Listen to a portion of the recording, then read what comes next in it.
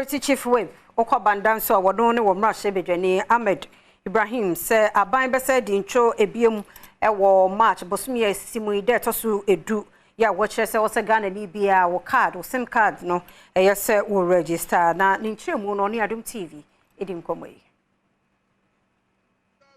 Premtobre no etu edanke twato anka SIM card registration addition mesese wo mu register no eheda ena ma ha hodo bi addition no etade betodwe ebi ene Ghana card ye no pen card wo mu de register SIM cards no na wasa wo ha hodo nyina no Ghana ban wasan so twada foforo a etwato kora addition no betumi de register mo SIM card ya sada no eyo benimbo so me de to sudu wa fimpino ne donom yensa no emo na wasan simi ho no na hyebedwani a wo no eginam de ma addition wo mu banda pato mpeso so akasa wo ho wo kire dia enya de sesa dawi ebetumi ayedwuma Omaya no first, omantimi.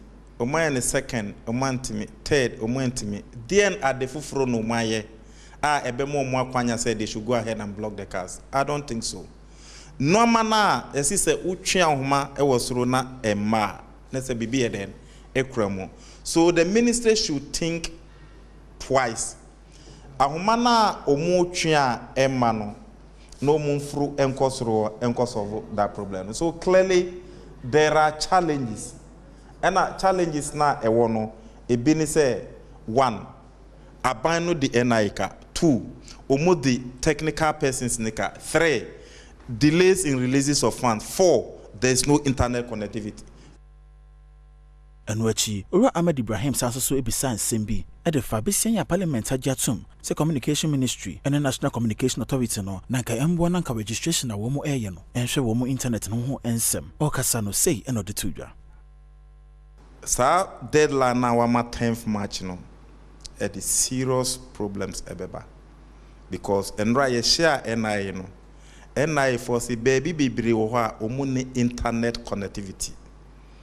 Why NIN said yes, or connect internet connectivity, and National Communication Authority, any Minister of Communication, and no Minister of Communication, Abebo Busia, ewo minor demos or the internet connectivity no echo one fanko. Into Adia Wabebo Busia, ye the amount over $100 million. Say Udi internet echo those communities, fanko. Ubejis Kano 2018 5 years ni untimin fankoye